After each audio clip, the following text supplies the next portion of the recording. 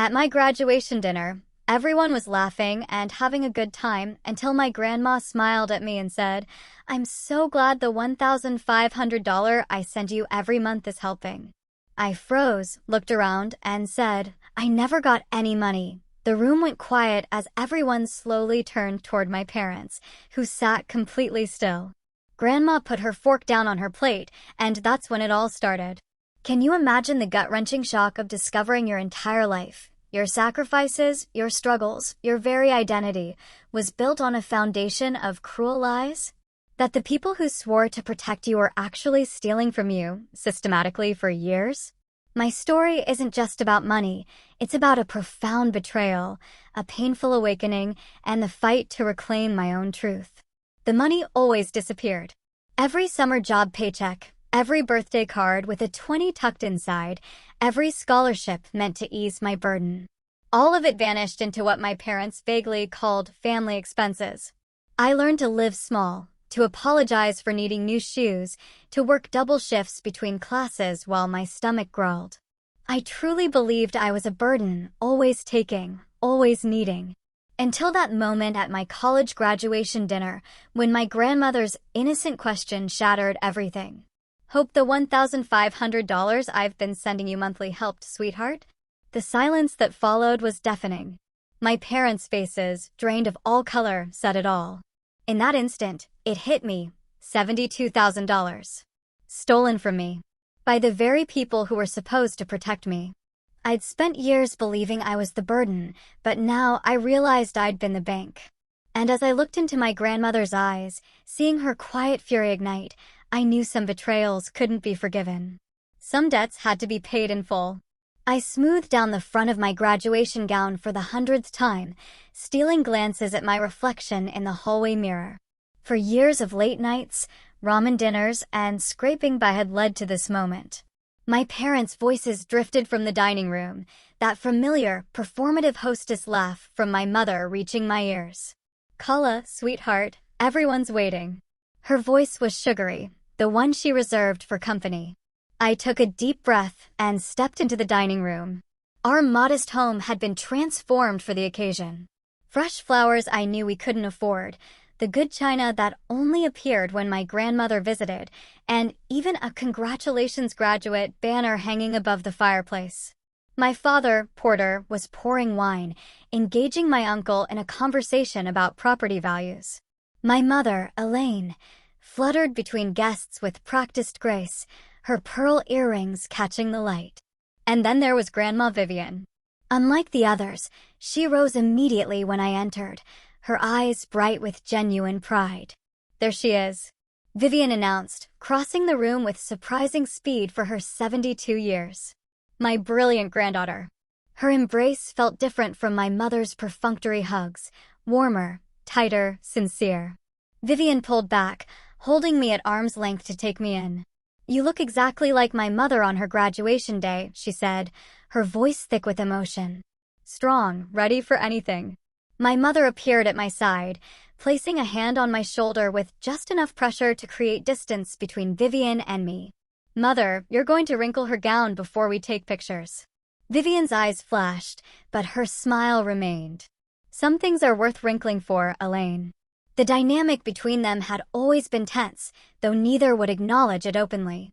Vivian lived 3 hours away in her small Victorian home, the one she'd refused to sell even after my grandfather passed. She visited rarely, usually for holidays and special occasions, each visit marked by my mother's anxiety and my father's strategic absences. Dinner progressed with the expected small talk. My father stood to offer a toast, champagne flute raised high. "To Kala, who has made us proud by graduating with honors," he said, his practiced smile not quite reaching his eyes. "Though we always knew she would succeed." My mother nodded enthusiastically. "Despite the financial challenges, we always told you, didn't we, Kala, that no matter how tight things got, we'd find a way?" I smiled weakly, remembering the countless times I'd heard those exact words. "We can't afford that right now, Kala. Maybe next semester. You know how tight things are."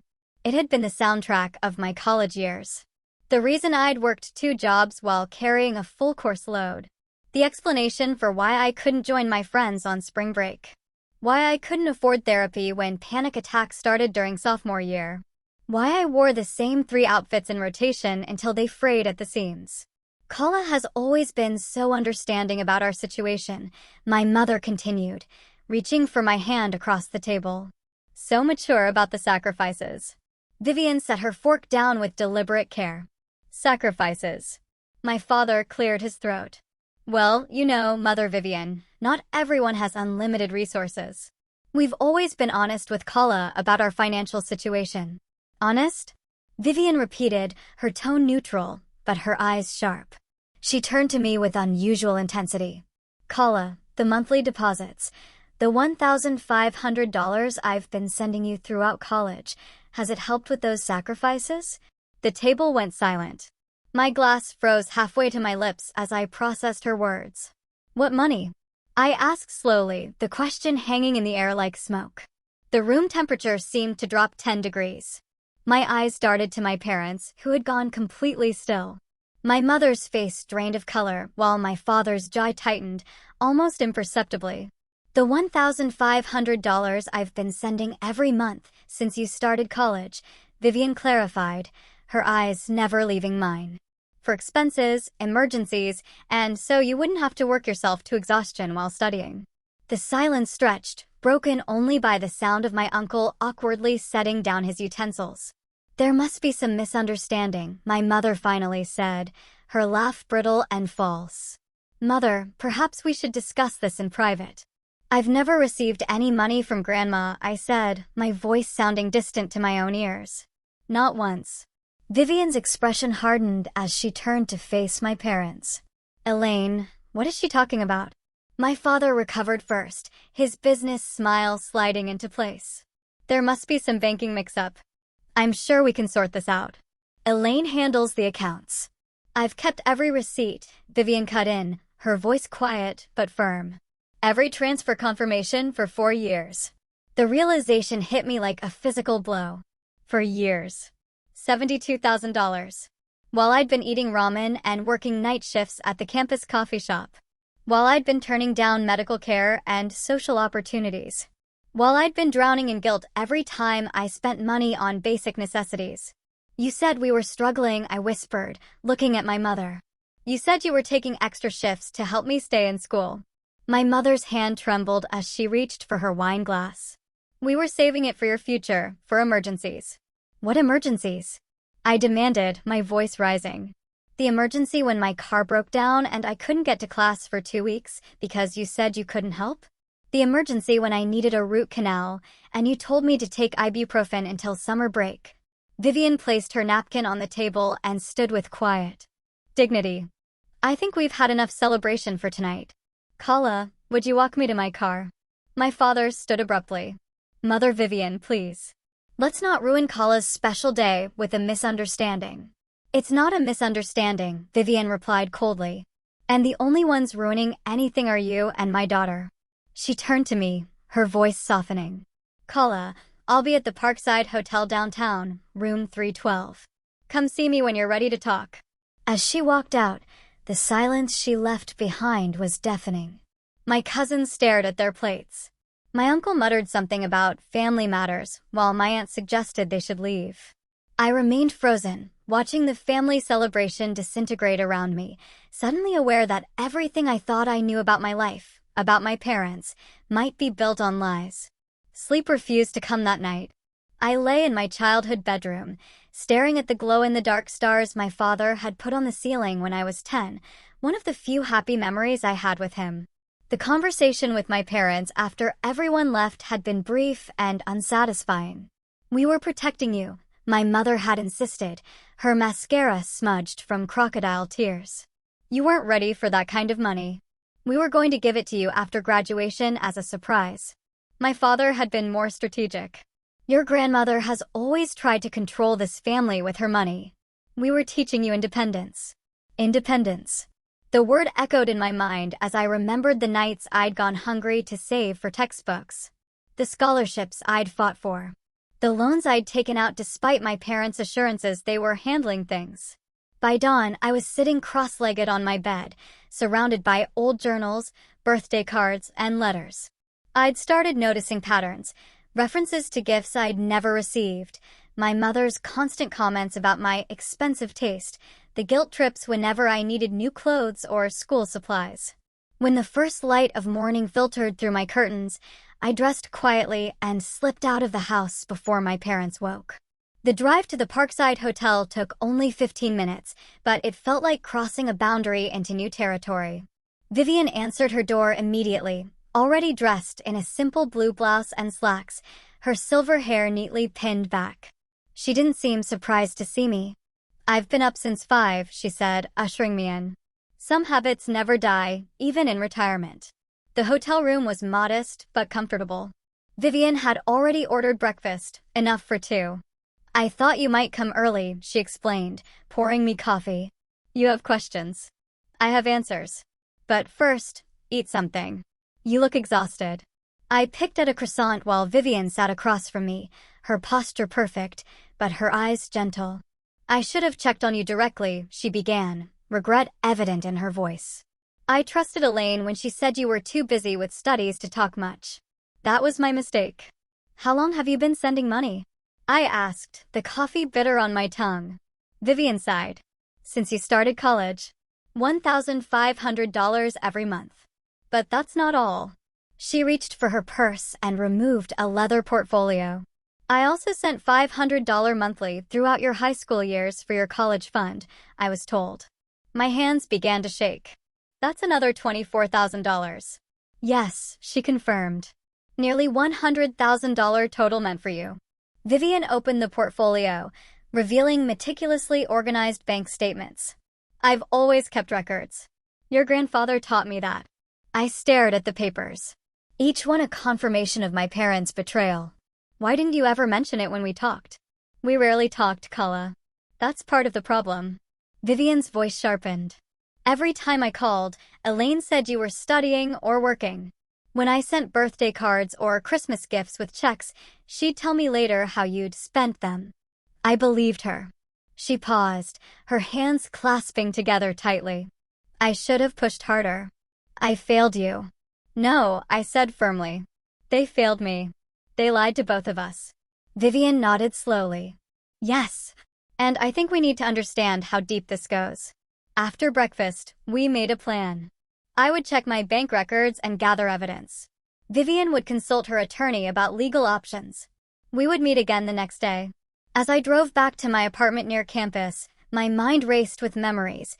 The time my mother claimed my birthday check from Vivian had bounced, making me feel too ashamed to thank my grandmother.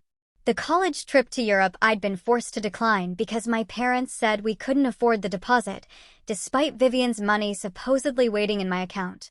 The winter my heat was shut off because I couldn't pay the bill while I worked double shifts between classes.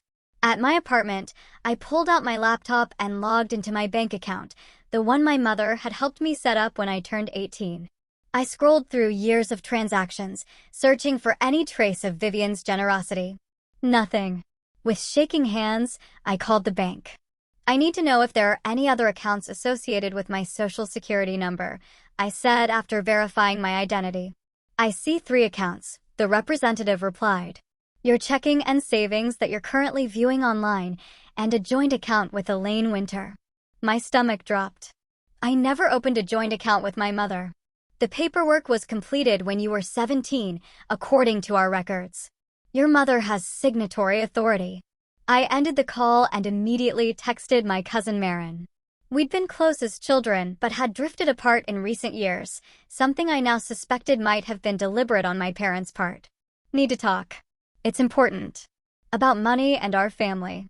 Her response came within minutes. "Finally. Figure it out. Call me." Marin's voice was familiar yet distant when I called. "I wondered when you'd realize what was happening," she said without preamble. "Aunt Elaine and Uncle Porter did the same thing with my college fund from Grandpa before he died. They managed it until there was nothing left." "Why didn't you tell me?" I asked, hurt mingling with anger. "I tried once. You defended them so fiercely that Aunt Elaine convinced everyone I was jealous and lying." Marin's voice was matter-of-fact, without bitterness. "After that, my parents wouldn't let me spend time with you unsupervised. Said I was a bad influence. The conversation with Marin opened another wound, the realization that my isolation hadn't been accidental. Friends who drifted away after meeting my parents. Relatives who stopped inviting me to events. The subtle ways my mother had criticized anyone who got too close. That evening, I received an email from Vivian with a notarized letter from her bank confirming all transfers made to my parents over the years. Nearly $100,000, just as she'd said. The evidence was irrefutable. I drove to my parents' house the next morning, determined to confront them directly. My mother answered the door in her bathrobe, feigning surprise. "Kala, we thought you'd gone back to your apartment. Come in, I'll make coffee." My father sat at the kitchen table, newspaper in hand, as if it were any normal day. He lowered it slightly when I entered, his expression carefully neutral. "I know about the joint account," I said without preamble. "I know you forged my signature when I was 17. My mother's hand stilled on the coffee pot. "That's a serious accusation, Kala." "It's not an accusation. It's a fact. The bank confirmed it." My father folded his newspaper deliberately. "We did what any responsible parents would do. You were a minor. We established an account for your future. Where's the money?" I demanded. "Grandma's money." "My money." My mother's face transformed, her expression hardening. "After everything we've done for you, this is how you repay us? With accusations? Where do you think your tuition came from? Your apartment? Your car?" "I paid for my apartment with my jobs," I countered. "I got scholarships for tuition. And the car was from Uncle Julian. You just put it in your name because of insurance rates." "You're being ungrateful," my mother said, her voice rising. "We sacrificed everything for you." "What did you sacrifice?" I asked, my voice deadly quiet. "Your trips to Mexico every winter? The kitchen renovation last year? Dad's new car?" My father stood, his chair scraping against the floor. "That's enough. You don't understand adult responsibilities, Kala. We had expenses. Investments. Stop lying." I shouted, surprising even myself with the force of my anger. "Just stop. I have the bank records. I have Grandma's notarized statements. I know what you did." My mother's face crumpled into tears, the same performance I'd seen countless times when she wanted to end a difficult conversation. "How can you do this to us after all we've done? You're breaking my heart."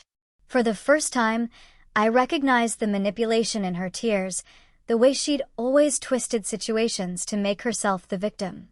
How many times had I comforted her when I was the one who had been wronged? "I'm going to find out exactly what happened to that money," I said, backing toward the door. "And I'm going to make sure Grandma knows everything." My father's expression darkened. "Don't threaten us, Kala. We're still your parents." "Not anymore," I whispered, the words burning my throat. "Not after this." I left their house feeling both shattered and strangely free. In my car, I found a text from Vivian. "My attorney will see us at 2 p.m. I'll pick you up at your apartment. We'll face this together." For the first time in years, I felt like I wasn't alone. The attorney's office was housed in a converted Victorian downtown, its interior warm with wood paneling and leather chairs. Mr. Harlow, Vivian's attorney for over 20 years, was a slim man with silver-rimmed glasses and a deliberate way of speaking that immediately put me at ease. "What we're looking at here," he said after reviewing our documents, "is potentially financial fraud and grand theft. The forgery of your signature on the joint account when you were a minor is particularly troubling." Vivian sat beside me, her hand occasionally squeezing mine when my voice faltered as I explained my financial history.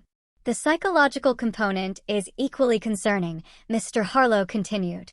"What you're describing, the isolation from family members, the guilt manipulation, the controlled narrative about money, these are hallmarks of financial abuse." The word abuse landed like a physical blow. I'd never applied that term to my upbringing, despite the constant anxiety, the walking on eggshells, the crushing guilt whenever I needed something. "Can we prove it?" Vivian asked, her voice steady, but her fingers trembling slightly against mine. "With what you've provided, we have a strong start," Mr. Harlow confirmed. "Bank records don't lie. The notarized confirmation of your transfers, Miss Winter, establishes intent. Now we need to trace where the money went." As we left the attorney's office, Vivian suggested dinner at a small restaurant nearby. Over soup and sandwiches, she watched me with concern. "You're very quiet," she observed. "Having second thoughts?" I shook my head. "Just processing, remembering things differently now." "Like what?" "Like when I was 16 and wanted to attend a summer writing program at Northwestern. Mom said we couldn't afford it, even though I'd earned a partial scholarship. She cried about how embarrassed she was, that she couldn't provide opportunities for me." I pushed my soup bowl away. I wrote a letter declining the scholarship, apologizing for wasting their time. Vivian's expression darkened. That was the summer I sent an extra $3,000 specifically for Kala's writing program. "Elaine told me you'd changed your mind about attending." "There were so many things like that," I whispered. "School trips, doctor visits, even clothes. I wore the same jeans until they had holes because Mom would make comments about how expensive my taste was, how tight money was that month." "While they renovated their bathroom and took cruises," Vivian added, her tone bitter. I blamed myself, I admitted, for wanting too much, for being a burden. Vivian reached across the table, her eyes fierce. "You were a child. Their child. Never a burden." The next day, I met with Miss Reynolds, my high school English teacher. She'd always taken a special interest in my writing, often giving me extra books and sometimes even lunch money, which I'd accepted with burning shame. "I'm not entirely surprised," she said when I explained why I wanted to meet. "I called Child Protective Services once during your junior year." I stared at her in shock. "You did what?" Miss Reynolds nodded gravely. "You came to school in December wearing only a light jacket. When I asked about a winter coat, you said you didn't want to stress your parents out by asking for one. You were working at that grocery store after school, but seemed afraid to spend money on yourself." She sighed. "CPS visited, but your mother was very convincing. Said you were going through a dramatic phase." Nothing came of it. That evening, Vivian introduced me to Uncle Julian, my father's brother, whom I barely knew. He'd been largely absent from family gatherings for years, something my father had explained away as Julian's instability. Julian met us at Vivian's hotel, his resemblance to my father striking despite his more casual appearance and genuine smile. "Porter cut me out years ago," he explained, accepting the coffee Vivian offered. "After I confronted him about some financial irregularities in our mother's estate." "What kind of irregularities?" I asked. Julian's expression hardened. Money disappeared. Accounts were mysteriously emptied. Porter had power of attorney. And when I questioned certain transactions, I became persona non grata. He looked at me with sympathy. "I'm sorry I wasn't there for you, Kala. I tried to stay in touch, but your parents returned my letters and gifts." "They did what?" I whispered. "Classic isolation tactic," Vivian murmured. "Cut off potential allies." Julian leaned forward, his expression serious. "Listen to me, Kala. They'll do anything to maintain their image. When you confront them legally, and you should, they'll cry. They'll plead. They'll promise change. Don't trust their apologies." That night, as if on cue, my phone lit up with messages from my mother, sweet, conciliatory texts promising explanations, inviting me to dinner to work things out as a family. I showed the messages to Vivian, who was staying an extra week in town to support me. "Don't go alone," she warned. "They'll outnumber you, manipulate the conversation. If you want to hear them out, I'll go with you." My boyfriend, called while I was with Vivian. We'd been dating for 8 months. He was kind and stable, if somewhat conventional. When I explained the situation, his response left me cold. "Are you sure you want to go through with this?" he asked. "Legal battles with family can drag on for years. Maybe they really were trying to protect you in their own way. Families are complicated." "They stole from me," I said, disbelieving his response. "They lied to me my entire life." "I know, and that's wrong," he backpedaled. "I just wonder if it's worth all this drama." After we hung up, Vivian found me crying on the balcony of her hotel room. "Thinks I should let it go," I explained, wiping my eyes. "That it's not worth the drama." Vivian's expression was compassionate but firm. When people show you who they're willing to stand beside in a crisis, believe them. She sat next to me, wrapping a blanket around my shoulders. "You're not alone in this fight, Kala. I'm here. Julian's here. Your cousin Marin, even your teacher. You have allies." The next day, armed with Julian's advice and Vivian's unwavering support, I agreed to meet my parents, but on neutral ground, at a coffee shop downtown with Vivian present. My mother's face tightened when she saw my grandmother, but she quickly recovered, reaching for me with stretched arms. "Kala, sweetheart, we've been so worried." I stepped back, avoiding her embrace. "I'm here to listen to your explanation. That's all." My father cleared his throat, glancing nervously at the neighboring tables. "Could we discuss this somewhere more private?" "No," Vivian and I said simultaneously. We sat at a corner table, my phone placed between us, the recording app visibly running. "For my records," I explained. My mother's smile faltered. "Is that really necessary?" "Yes," I said simply. "Now explain where my money went." What followed was a masterclass in deflection. My father talked about family finances and shared resources. My mother dabbed at non-existent tears while mentioning her sacrifices and maternal concern about my financial responsibility. "So you admit you took the money?" I pressed. "We managed it," my father corrected, "as any responsible parents would." "You didn't know how to handle large sums." "How would you know?" I countered. "You never gave me the chance." "We put it in a family joint account," he said, the admission slipping out in his frustration, "for emergencies and your future." I leaned forward. "Where is it now?" My parents exchanged glances. "There were expenses," my mother began vaguely. "What expenses?" "Your tuition?" "I had scholarships and loans." "The car?" "Uncle Julian paid for that." My father's composure cracked slightly. "We're your parents, Kala. We don't owe you an itemized receipt for every decision we made on your behalf." Vivian, who had been silently observing, finally spoke. "Actually, legally you do. Especially since you forged her signature and diverted funds specifically designated for her use." My mother turned on Vivian, her mask slipping completely. "You've always undermined my parenting. Always thought you knew better. Well, look what you've done now. Turn my own daughter against me." "You did that yourself, Elaine," Vivian replied calmly. I stood, gathering my phone and bag. "This meeting is over. My attorney will be in touch." As we walked away, my mother called after me, her voice breaking dramatically. "Kala, please. We're still your family." Vivian's arm wrapped around my shoulders as we reached the door. "Family doesn't steal from family," she said, loud enough for my parents to hear. "And family certainly doesn't manipulate a child into believing she's a burden." Outside in the bright afternoon sun, I took my first deep breath in what felt like days. "What now?" Vivian's smile was both sad and determined. "Now we make sure they never do this to anyone else. And we build something better for you, something honest." For the first time since my graduation dinner, I felt something like hope blooming in my chest. The road ahead would be difficult, but at least now I could see it clearly, and I wasn't walking it alone. The morning I filed the formal legal complaint, something shifted inside me.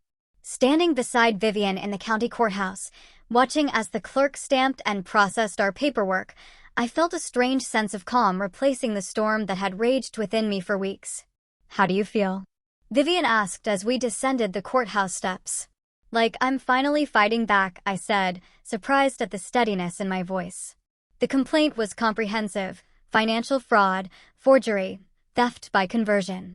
Mr. Harlow had helped us gather everything: bank statements, notarized letters from Vivian confirming the intended purpose of her gifts, testimony from Julian about previous patterns of financial misappropriation, even a statement from Miss Reynolds about her concerns during my high school years. "They won't take this lying down," Vivian warned as we drove back to her hotel. She'd extended her stay indefinitely, moving from the Parkside to a long-term rental apartment downtown. "Elaine knows how to play the victim. She learned from the best. Her father was the same way." "I'm ready," I said, though my stomach twisted at the thought of what was coming. News traveled quickly in our small town. By that evening, my phone was buzzing with texts from family, friends, and distant relatives. Some offering support, others demanding explanations. The story had begun to spread. Kala Winter was suing her parents for fraud. Vivian's decision to publicly distance herself from my parents added fuel to the fire. At her regular bridge club, when asked about the situation, she'd been direct.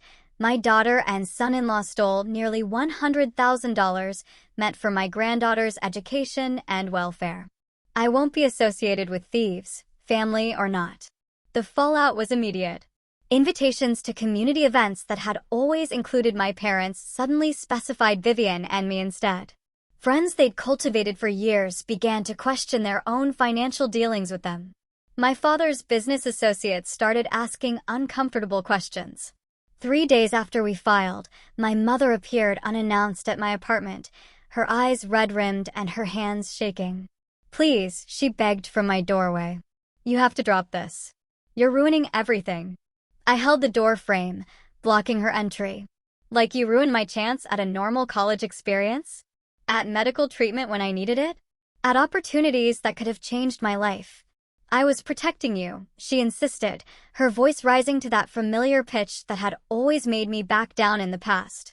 "Porter was the one who took the money. I just went along with it because I was afraid of what he would do." The lie was so transparent, it almost made me laugh. "Mom, I've seen the bank records. You were the primary signatory on the account. You made most of the withdrawals." Her face crumpled, tears flowing freely now. "You have no idea what it's like to be married to someone like your father. The pressure, the control." "Stop," I said firmly. "I'm not doing this with you. Not anymore. Everything goes through our attorneys now." As she opened her mouth to protest, Vivian's car pulled into the parking lot.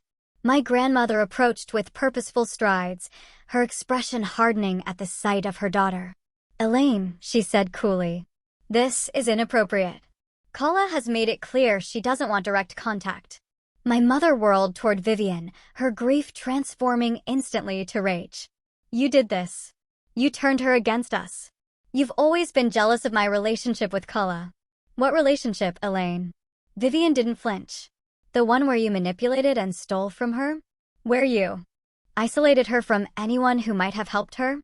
That relationship. You have no right." "I have every right," Vivian interrupted, her voice like steel. "You robbed your daughter of her dignity.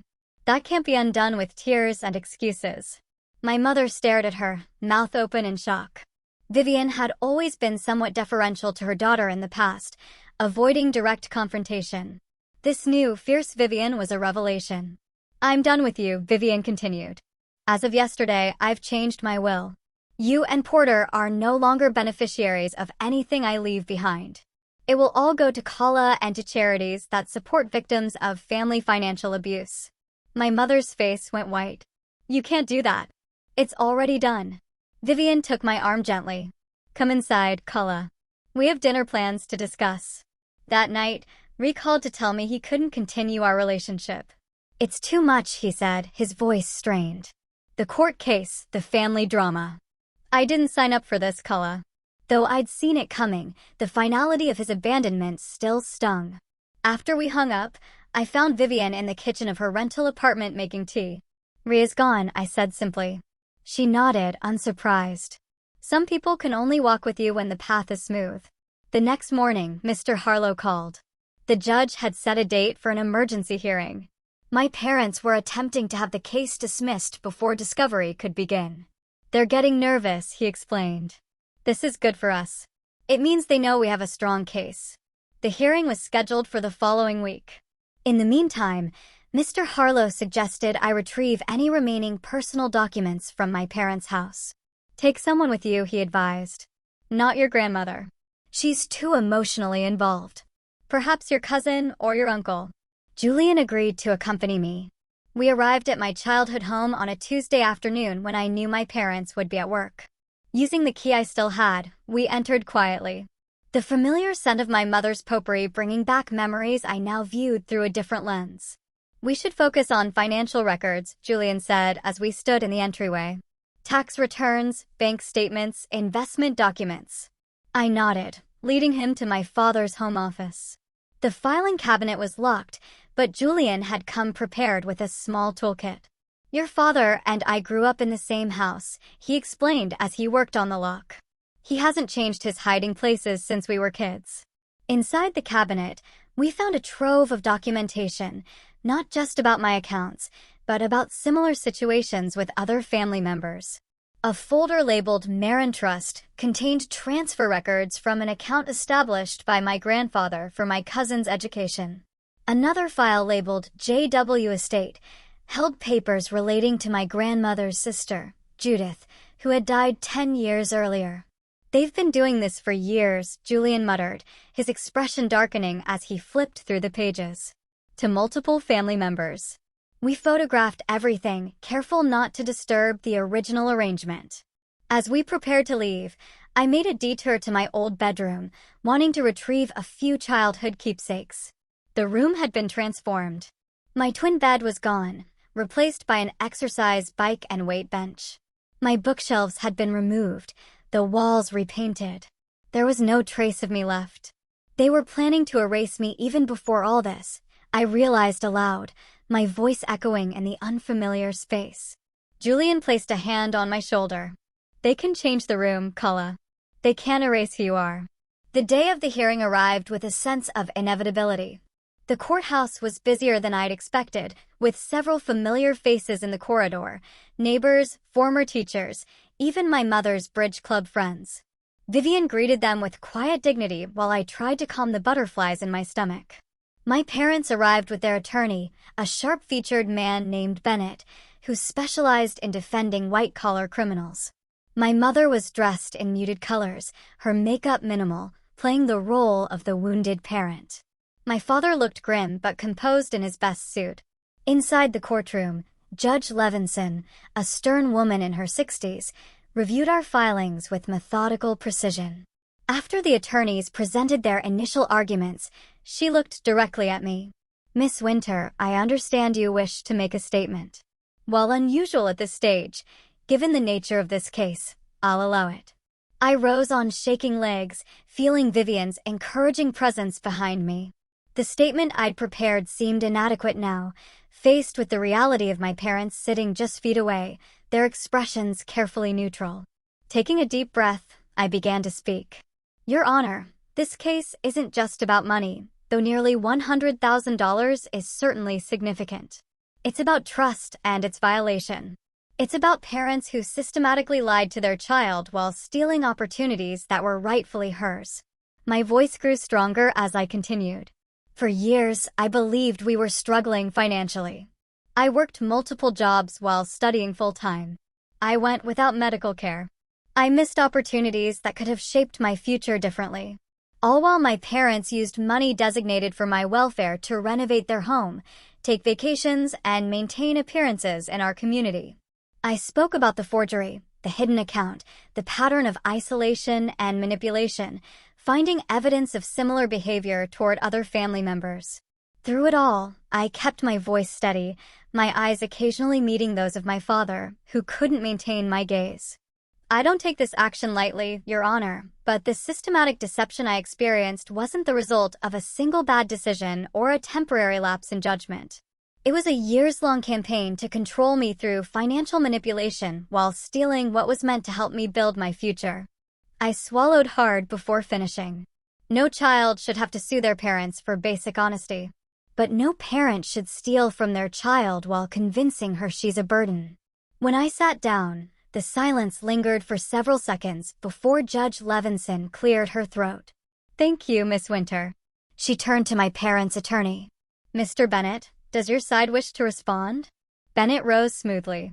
"Your Honor, we believe this is a family misunderstanding that has been tragically blown out of proportion. The Winters were simply managing their daughter's finances with her best interests at heart. We'd like to propose a settlement conference rather than proceeding with what could be a lengthy and painful public process." Judge Levinson's gaze was piercing. "A settlement offer at this stage suggests your clients recognize the merit of the claims against them, Mr. Bennett." "Not at all, Your Honor. It simply reflects their desire to heal their family without unnecessary litigation." The judge studied my parents for a long moment before turning back to me. "Miss Winter, are you interested in settlement discussions?" Before I could answer, Mr. Harlow stood. "Your Honor, my client has attempted informal resolution multiple times. The respondents have not acknowledged wrongdoing nor provided a full accounting of the misappropriated funds. We believe formal discovery is necessary before any meaningful settlement could be reached." Judge Levinson nodded. I agree. Motion to dismiss denied.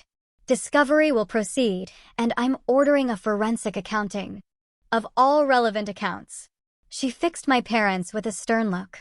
The evidence presented today suggests a troubling pattern of behavior that merits thorough investigation. We will reconvene in 60 days. Outside the courthouse, reporters from the local paper had gathered. Vivian stepped forward, shielding me from their questions as we made our way to the car. You did beautifully, she said once we were driving away. Your words were powerful because they were true. For the first time since graduation night, I felt a weight lifting from my shoulders. The road ahead would be difficult, but I had finally found my voice. The small one-bedroom apartment I rented with the initial restitution funds wasn't much, a converted space above a bookstore downtown, but it was mine.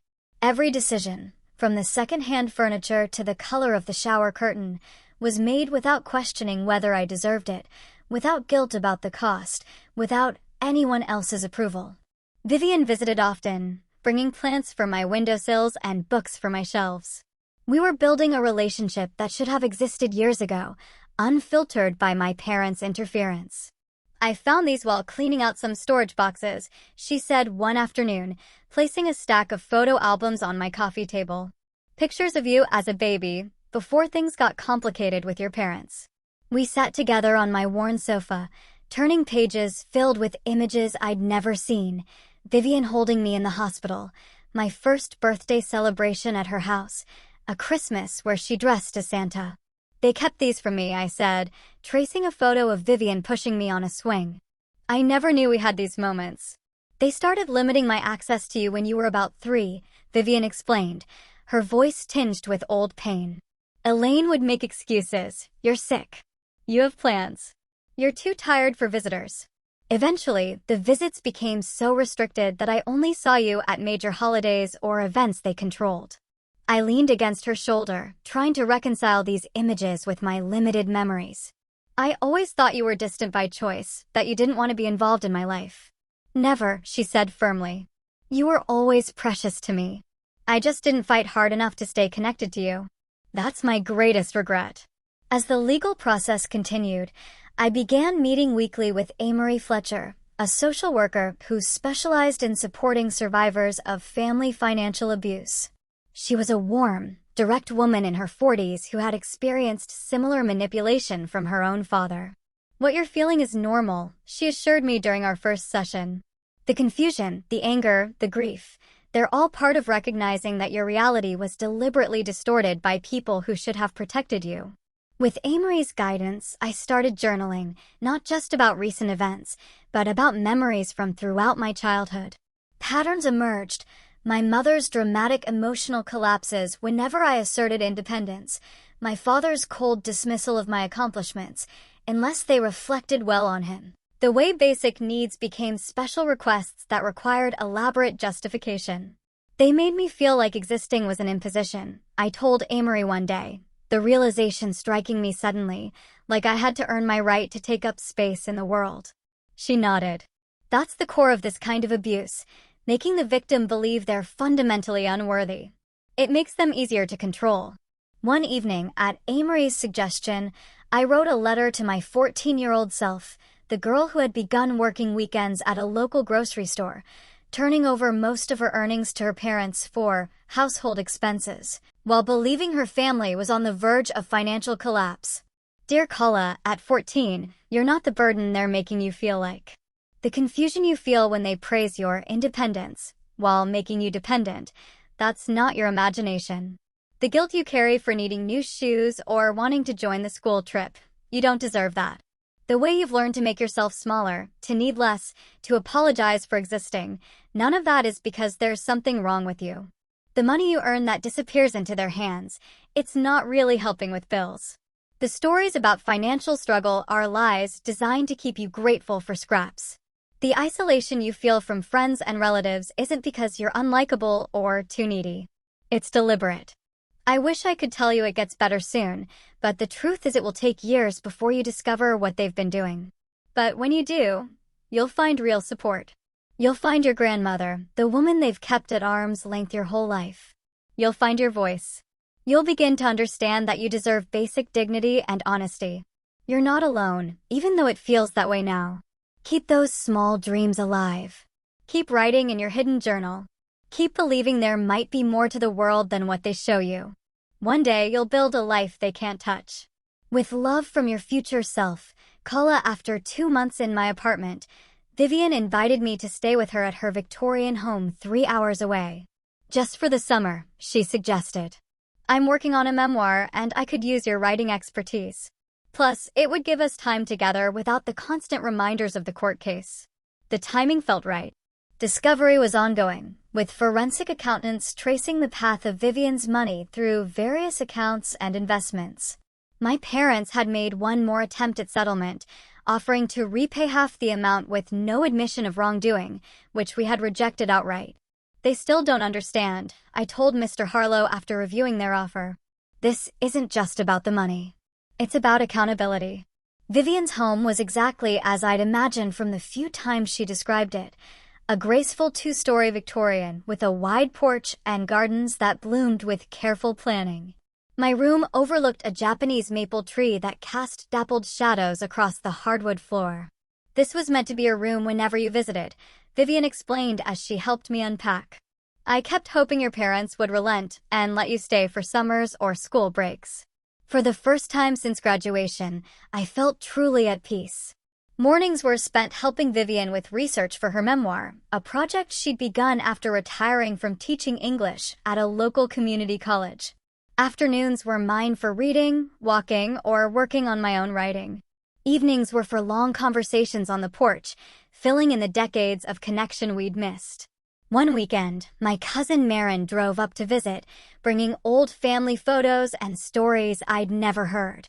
We sat in Vivian's sunroom, reconstructing relationships that had been distorted by my parents' narratives. They told me you thought you were too good for the rest of us, Marin admitted, sorting through pictures from a family reunion I barely remembered. That you didn't want to be associated with the countryside of the family. I shook my head, the familiar ache of lost time settling in my chest. They told me you all stopped inviting me because I was difficult and high maintenance. Classic triangulation, Marin said, the term familiar from my sessions with Amory. Keep everyone separated so no one compares notes. We were interrupted by the sound of Vivian's security system chiming. Through the window, I saw my mother's car, pulling into the driveway. I didn't know she was coming, I said, tension immediately flooding my body. Vivian appeared in the doorway, her expression grim. She's not invited. I'll handle this. From the sunroom window, I watched as my grandmother met my mother at the front gate. Their conversation was brief, my mother's gestures becoming increasingly agitated while Vivian remained perfectly still. Finally, my mother collapsed into tears, falling to her knees on the walkway in a display I'd seen countless times, the ultimate manipulation when all else failed. Vivian didn't move to comfort her. Instead, she spoke a few final words and turned back toward the house, leaving my mother crumpled on the path. When she returned to the sunroom, Vivian's face was composed, but her hands trembled slightly. What did she want? I asked. Forgiveness, Vivian replied simply. She claims your father has left her, that she's alone, and realizes her mistakes. She wants to make amends. Do you believe her? Vivian considered the question carefully. I believe she's suffering. I believe she may even regret some of her actions. But I don't believe she's capable of the kind of honest self-reflection necessary for true change. What did you tell her? That she's no longer welcome at my home. That she'll answer to you, not to me. That we're not her support system anymore. Vivian sat beside me, taking my hand. Was that too harsh? I thought of all the years of manipulation, the carefully constructed lies, the opportunities stolen, the relationships sabotaged. No, I said finally. It was honest. That's all we can be now. 2 weeks later, I received a letter from my mother, 20 pages of flowing handwriting, alternating between self-justification and desperate pleas for reconciliation. She described my father's emotional abuse toward her, his controlling behavior, her fear of standing up to him. She claimed to have saved some of Vivian's money in a separate account for emergencies that my father didn't know about. I read the letter twice, searching for something genuine amid the familiar patterns of manipulation. There were moments of apparent insight, admissions of jealousy toward my relationship with Vivian, acknowledgement of using guilt to control me. But they were embedded in excuses and deflections of responsibility. That evening, I built a small fire in Vivian's backyard fire pit. Marin and Vivian joined me as I placed the letter on the flames, watching as the pages curled and blackened. "I'm not angry anymore," I said as the last page disappeared into ash. "I'm just done." The next morning, Marin showed me a news article on her phone. My father had been arrested for corporate fraud. Apparently, his creative accounting practices extended beyond family funds. The company where he'd worked as financial controller was pressing charges for embezzlement dating back 5 years. I felt nothing but a dull recognition. Of course, he had been stealing elsewhere. The pattern was too ingrained to be limited to family. "Are you okay?"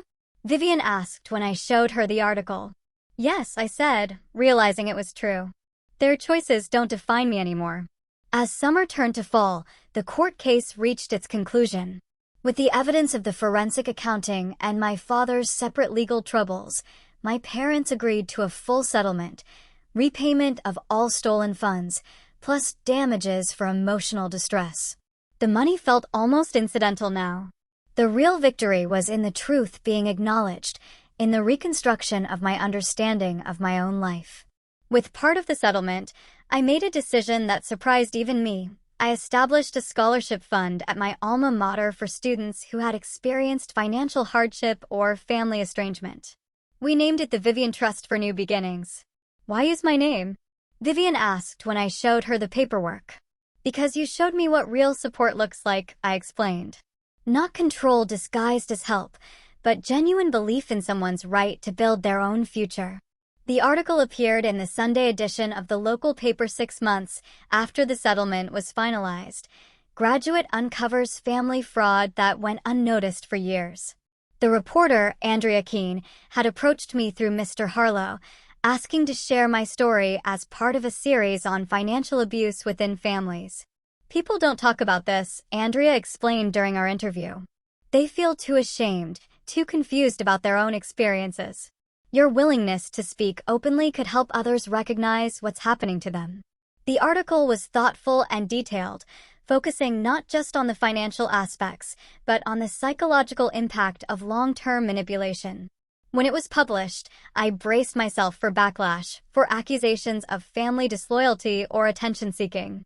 Instead, my inbox filled with messages from strangers sharing similar experiences, adult children whose inheritances had been diverted by siblings, grandparents who had been blocked from helping grandchildren, college students whose parents had leveraged financial support to control their choices. "I thought I was the only one," wrote a woman named Tessa. "Reading your story was like seeing my own life reflected back at me for the first time." Dr. Marian Ellison, the head of my university psychology department, called to invite me to speak at a student leadership symposium. "Financial literacy and boundary setting are critical skills we don't teach effectively," she explained. "Your perspective would be invaluable." Standing at the podium in the campus auditorium, facing rows of students not much younger than myself, I felt an unexpected calm. I had brought my journals, the raw, unfiltered record of my journey from confusion to clarity. "Financial abuse doesn't always look like obvious theft," I began, opening to a dog-eared page. "Sometimes it looks like protection that keeps you dependent. Sometimes it sounds like we're struggling while opportunities disappear. Sometimes it feels like constant guilt for having normal needs."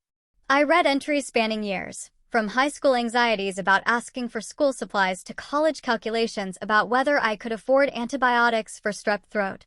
With each reading, I saw recognition dawn on different faces in the audience. The response was overwhelming. Students lined up afterward to speak with me, many sharing whispered confessions of similar dynamics in their own families. Faculty members asked for resource lists and warning signs. The University Counseling Center requested permission to develop a workshop based on my experiences. What began as a single speaking engagement evolved into a modest platform.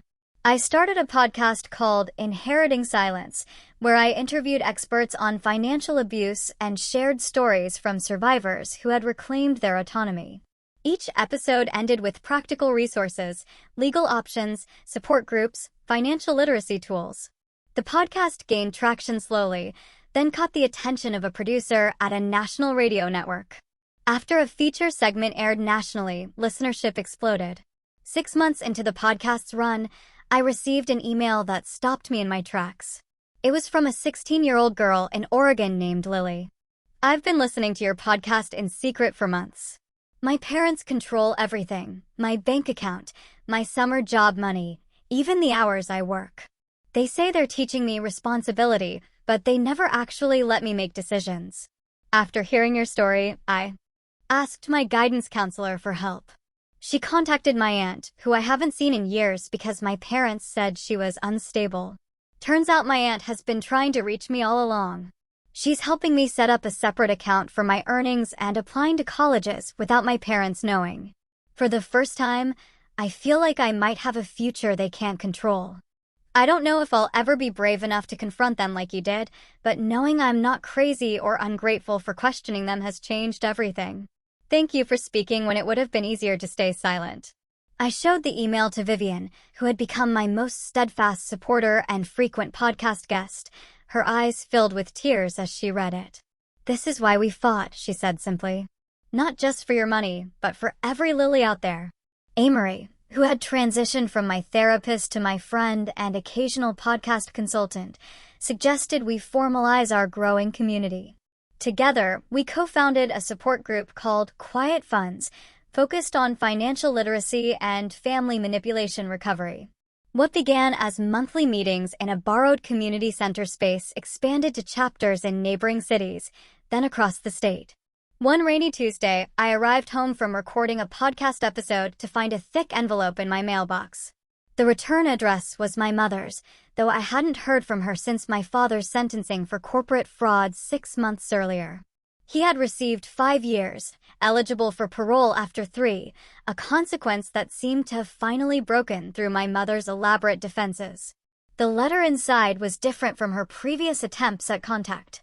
There were no tear stains, no dramatic declarations, no elaborate excuses. Instead, there was a simple, direct accounting of her actions over the years, not just with me, but with others in the family. She admitted to jealousy of Vivian's relationship with me, to resentment of my academic success, to deliberate isolation tactics designed to keep me dependent. "I won't ask for forgiveness," she wrote toward the end. "I don't deserve it, and requesting it would be another form of emotional manipulation. I only want you to know that I see clearly now what I've done, and I'm working with a therapist who specializes in narcissistic behavior patterns. Whether you ever want contact with me again is entirely your choice, and I will respect whatever boundaries you set." That evening, I built another fire in my small backyard. I had purchased a modest house near Vivian's the previous spring. This time, as I placed the letter on the flames, the feeling wasn't of anger or finality, but of quiet closure. That chapter of my life was truly finished. Vivian joined me on the porch afterward, wrapping a quilt around both our shoulders as we watched the embers die down. "Are you sad?" she asked, studying my expression. I considered the question carefully. "Not sad, exactly.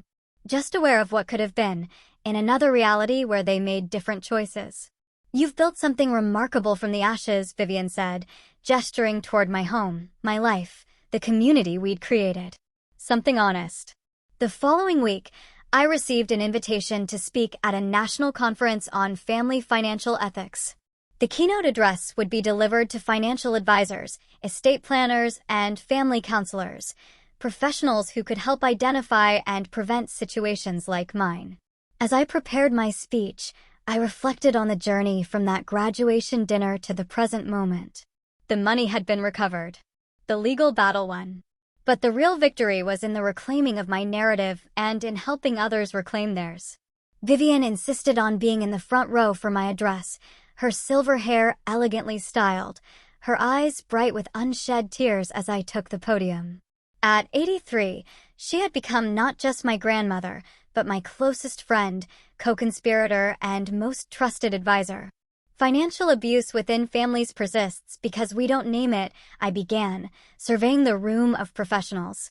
We excuse it as protection, dismiss it as a misunderstanding, or hide it out of shame.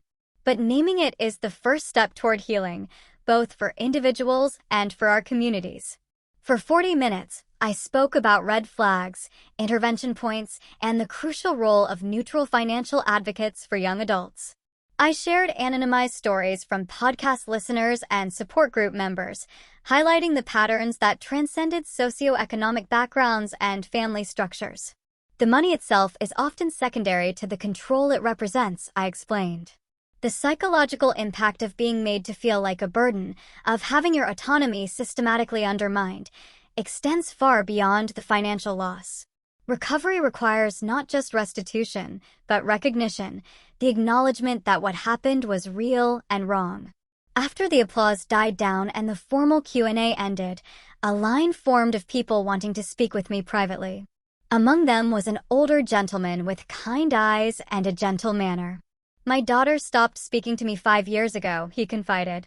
After listening to your podcast, I realized I'd been using financial support to control her choices, where she lived, what she studied, who she dated. I never saw it as manipulation until I heard you describe your experience. He paused, blinking back tears. I've started therapy. I sent her a letter apologizing without expectations.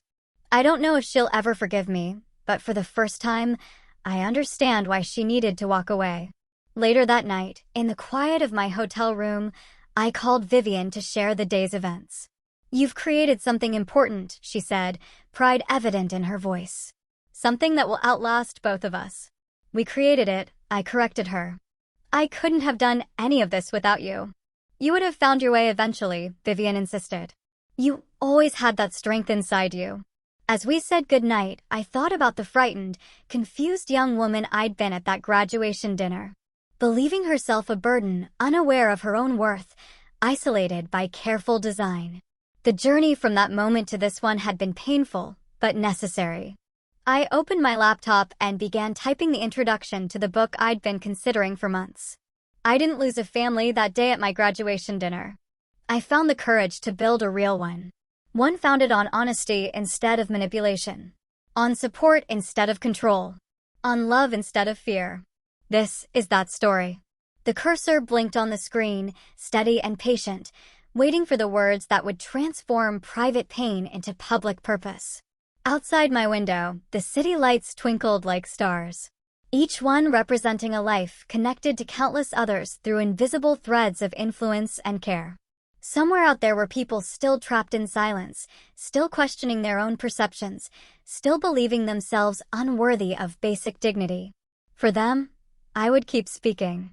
For them, I would continue turning inheritance into advocacy. For them, and for the young woman I once was, I would make sure the silence ended here. What would you sacrifice to reclaim your stolen dignity? How far would you go to protect those you truly love? If this story of betrayal and redemption resonated with you, please like, subscribe, and share for more powerful narratives that explore the shadows within families and the courage it takes to step into the light.